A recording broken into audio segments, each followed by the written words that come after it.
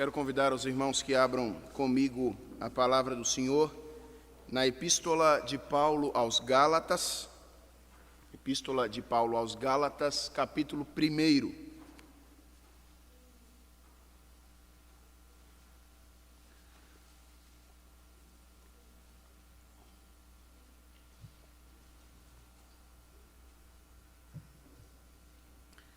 Epístola de Paulo aos Gálatas, capítulo 1. Nós leremos os versos 6 a 9.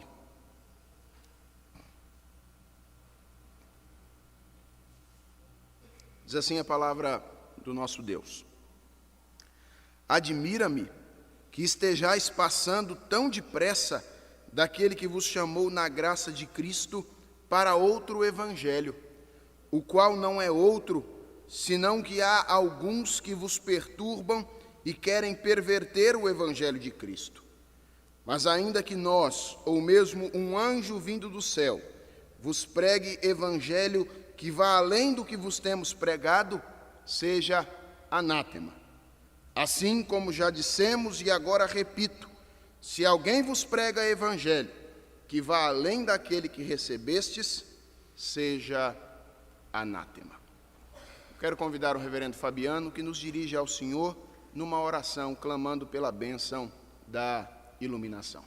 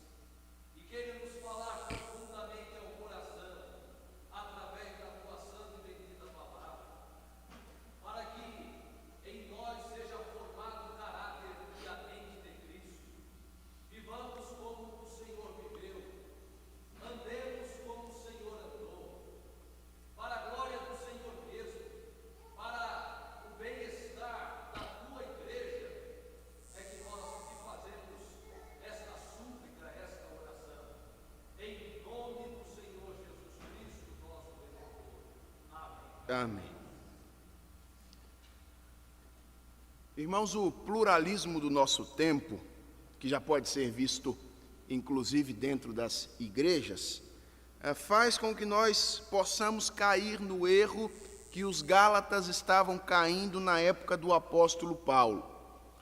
Não é anormal que haja pessoas hoje em dia que frequentam 2, 3 ou 4 igrejas ditas evangélicas e se envolvam com as práticas de todas elas.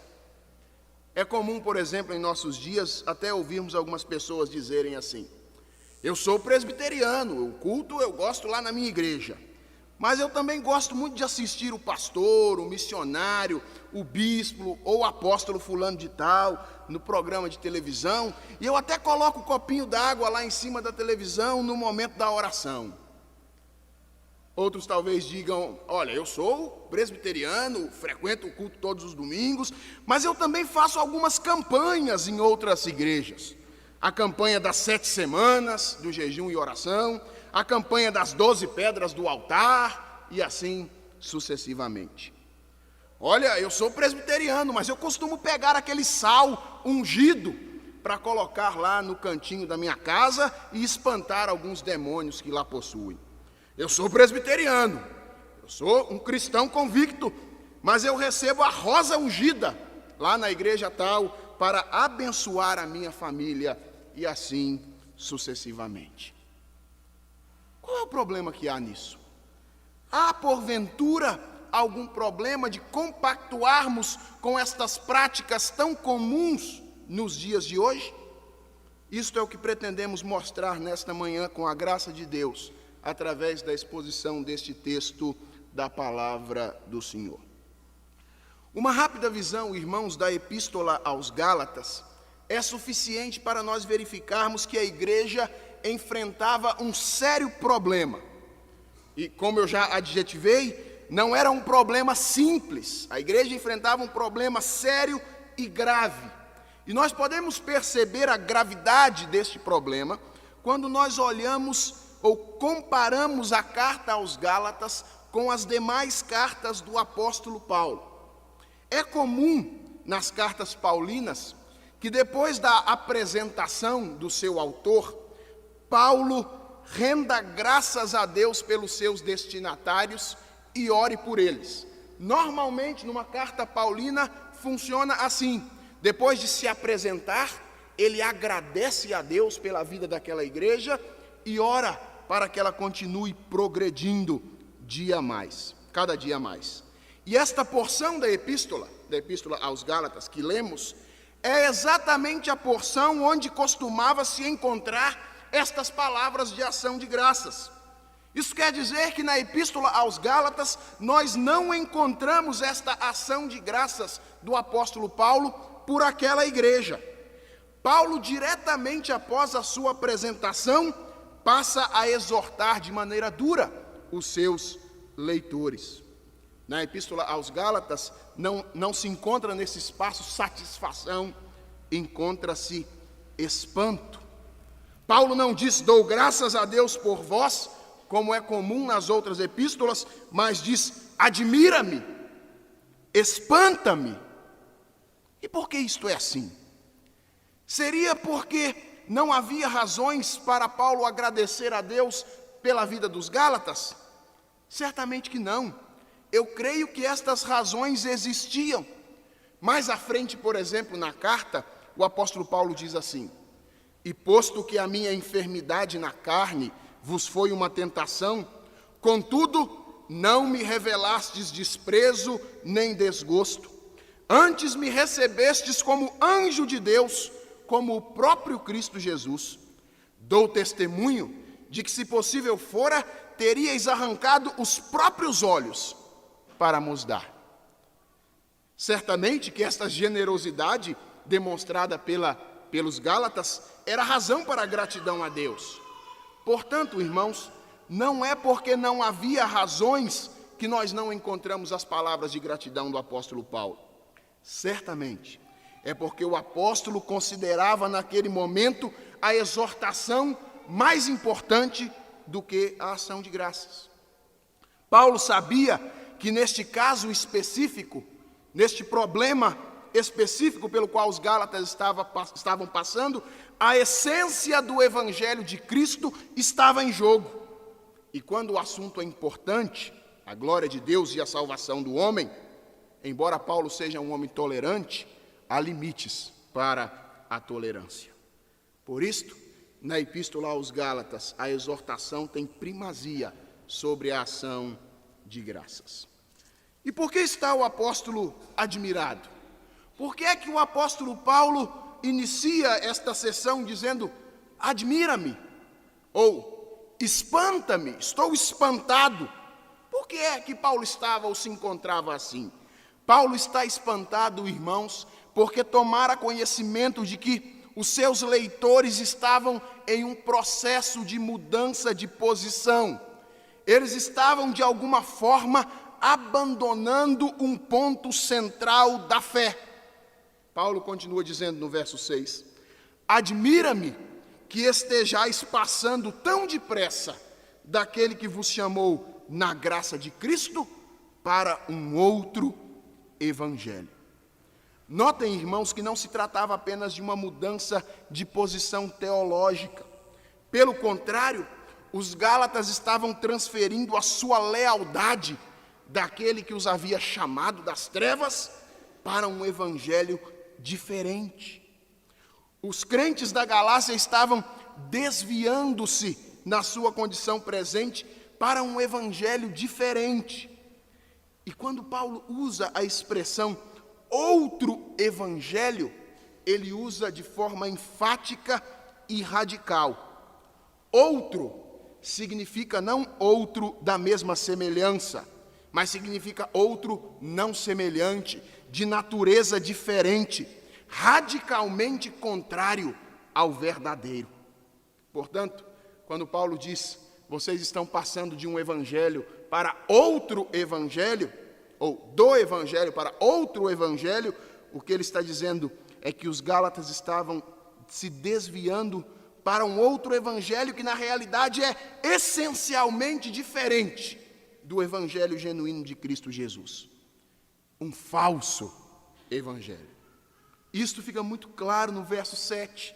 No verso 7, Paulo diz, o qual não é outro, senão que há alguns que vos perturbam e querem perverter o evangelho de Cristo. Portanto, o próprio Paulo diz no verso 7 que este outro evangelho não era outro. Ou seja, esse evangelho não era simplesmente um evangelho diferente, mas que nós podemos optar por ele, mas era um evangelho corrompido e, portanto, um falso evangelho. Neste verso 7, Paulo mostra também que os gálatas estavam passando do verdadeiro evangelho para outro, porque estavam sendo enredados por falsos profetas e falsos mestres. Haviam, irmãos, alguns homens que, segundo Paulo, estavam causando confusão aos gálatas, deixando-os agitados, sacudidos e confusos quanto ao evangelho. Eles estavam sendo confundidos por homens que, segundo o apóstolo Paulo, desejavam virar de ponta cabeça, literalmente, o evangelho de Cristo Jesus. A esta altura, creio que uma pergunta precisa ser respondida. Que homens eram esses? Qual o ensino deles que estava desviando os gálatas nesta ocasião? Que questão tão séria é esta que o apóstolo Paulo rebate aqui? Estes homens, irmãos, são certamente os judaizantes. Alguns judeus convertidos, que ainda muito apegados aos costumes e ritos judaicos, ensinavam que a salvação era realizada por Cristo, mais a lei. Eles não negavam a Cristo, apenas acrescentavam. Ensinavam que os cristãos, se quisessem ser salvos, deveriam, além de crer em Cristo, cumprir aquela série de ritos judaicos, dentre os quais o principal para eles era o rito da circuncisão. Os judaizantes pregavam a fé e a lei como sendo o caminho de salvação. Embora possa parecer aos nossos olhos apenas um acréscimo, este acréscimo é um acréscimo extremamente prejudicial. Isto é, acrescentar condições à aliança de Deus com o seu povo, e isto é grave. Ao assumir como caminho para a salvação a fé e a lei, os gálatas estavam negando um ponto central da Escritura, de que o homem não pode ser justificado por obras da lei, e sim unicamente pela fé em Cristo Jesus. A Escritura é clara em afirmar esta verdade, que nenhum homem é salvo pelas obras da lei, mas unicamente pela fé em Cristo. Já no Antigo Testamento nós podíamos ler, o justo viverá pela fé. Acerca de Abraão, o Gênesis afirma, Abraão creu em Deus e isto foi imputado para justiça. O próprio apóstolo Paulo escreveu, mas agora, sem lei, se manifestou a justiça de Deus, testemunhada pela lei e pelos profetas. Justiça de Deus mediante a fé em Jesus Cristo, para todos e sobre todos os que creem. E ainda o mesmo apóstolo disse, porque pela graça sois salvos mediante a fé, e isto não vem de vós, é dom de Deus, não de obras, para que ninguém se glorie. Portanto, irmãos, o ensino segundo o qual a salvação dos homens se dá por meio da fé, mais as obras da lei, não passa de uma perversão do verdadeiro evangelho. que proclama as boas novas da salvação pela fé somente. Depois de constatar o que estava acontecendo com os Gálatas, Paulo ensina-lhes a agir. Paulo diz o seguinte no verso 8: mas ainda que nós, ou mesmo um anjo vindo do céu, vos pregue evangelho que vá além do que vos temos pregado, seja anátema.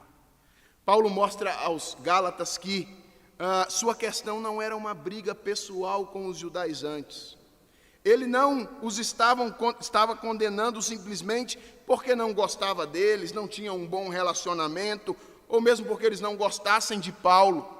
O apóstolo mostra que a questão não é uma simples questão pessoal, mas é a pureza do evangelho. Nada mais deveria ser pregado além daquilo outrora anunciado pelo apóstolo. O evangelho segundo a Escritura Sagrada. E o apóstolo diz: ainda que ele mesmo, que recebera diretamente de Deus o seu apostolado, ensinasse coisas contrárias ao evangelho da Escritura, deveria ser rejeitado. Os Gálatas não deveriam ter compromisso com homens, mas compromisso com o evangelho. Para mostrar ainda mais a seriedade desse ponto, Paulo inclui aí um anjo. Paulo diz que ainda que um anjo, um ser que serviu por vezes de mensageiro direto de Deus, trouxesse mensagem além do evangelho pregado pelo apóstolo, ele diz, deve ser considerado maldito. Então o apóstolo termina aplicando isso a todos os outros profetas e de maneira especial àqueles judaizantes. Ele diz no verso 9: assim como já dissemos, e agora repito, se alguém vos prega evangelho que vá além daquele que recebeste, seja anátema. O raciocínio de Paulo aqui é o seguinte, irmãos: se isto se aplica ao apóstolo e aos anjos, muito mais deve se aplicar aos falsos profetas. Se os Gálatas deveriam rejeitar até mesmo ao apóstolo e a um anjo, caso a sua mensagem não fosse conforme a Escritura Sagrada, conforme o verdadeiro evangelho, muito mais eles deveriam rejeitar os judaizantes que estavam os levando a desviar-se. Este anátema, este maldito de Paulo, não é somente uma manifestação do seu desejo, é uma profecia.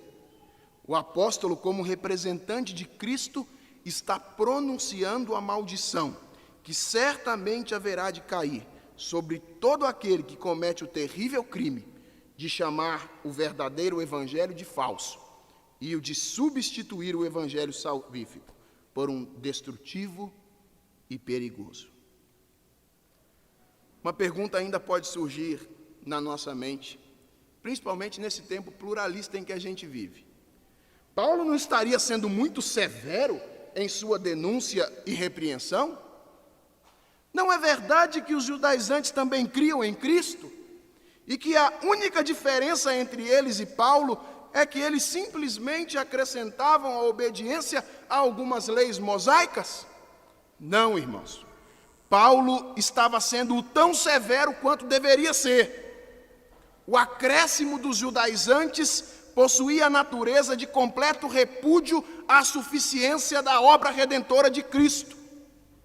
Acrescentar condições além da obra de Cristo é negar que a sua morte e a sua ressurreição sejam suficientes para salvar todos aqueles por quem ele morreu.